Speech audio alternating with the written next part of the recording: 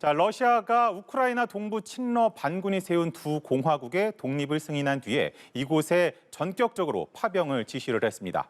미국 등 서방은 강력한 제재를 예고를 했는데요. 자, 한상용 기자, 그야말로 일촉즉발의 상황이에요. 네, 그렇습니다. 러시아 시간으로는 월요일 밤, 우리나라 시간으로는 오늘 새벽 외신을 통해 긴급 타전이 됐는데요. 푸틴 대통령이 우크라이나 동부 돈바스 지역에 러시아군 배치를 전격 지시했습니다. 명분은 평화 유지입니다. 푸틴 대통령이 국가안보 긴급회의를 열고 국방장관에게 평화 유지군을 보내라고 명령했습니다. 이후 돈바스 도네츠크 일대에선 러시아 군사장비 행렬이 포착됐다는 보도도 나왔습니다. 돈바스 지역은 우크라이나의 반군 분리주의 세력이 자칭 도네츠크 인민공화국과 루간스크 인민공화국을 수립했다고 선포한 곳인데요. 푸틴 대통령은 이 두 곳을 독립국으로 인정하는 한편 두 공화국 지도자와 우호 협력, 원조에 관한 조약도 체결했습니다. 이번 승인으로 러시아는 사실상 우크라이나 땅에 군 병력을 공식 파견할 수 있는 길을 열었는데요. 서방은 러시아 침공의 시발점으로 보고 있습니다. 이에 따라 이 일대의 군사적 충돌 가능성이 한층 더 커지게 됐습니다. 자, 그렇다면 우크라이나 동부 지역에서 충돌 우려가 큰 상황으로 보이는데요. 외교적 해결 가능성은 남아 있는 겁니까?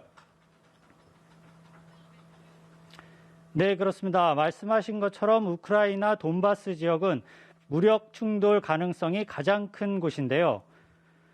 다만 러시아군 병력이 실제 우크라이나 땅을 밟았는지는 아직 명확하지 않은 상황입니다. 러시아는 우크라이나 동부 지역을 포위하듯 접경지대에 군병력 13만 명 이상을 배치한 것으로 추정이 되는데요. 하지만 우크라이나 정부군과 러시아군이 충돌했다는 소식은 아직 들어오지 않았습니다. 우크라이나의 젤렌스키 대통령은 대국민 연설에서 우크라이나 국경은 그대로일 것이라고 밝혔지만 군사적 대응에는 말을 아끼는 모습이었습니다. 미국 등 서방은 강력 반발하며 제재 조치에 착수했습니다. 조 바이든 미 대통령은 첫 제재로 우크라이나 동부 지역에서 미국인의 신규 투자와 무역, 금융활동을 금지하는 행정명령을 내렸습니다.